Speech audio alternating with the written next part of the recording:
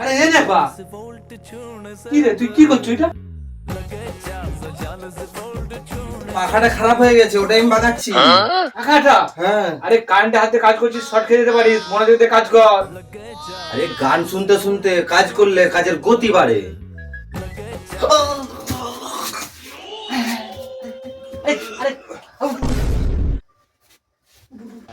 আমি কে? আরে তুই তো নেপা। আমি হেদায় কেন? আমার ঘর কোথায়? তোর কত জমালো হে। আমার কি হয়েছে? আরে তোর তো কিছু হয়নি রে, তোর বউয়ের বাচ্চা হয়েছে। ও ছাতিটা গেল, ছাতিটা গেল। তাইলে এসব বুদ্ধি ঢলে নে।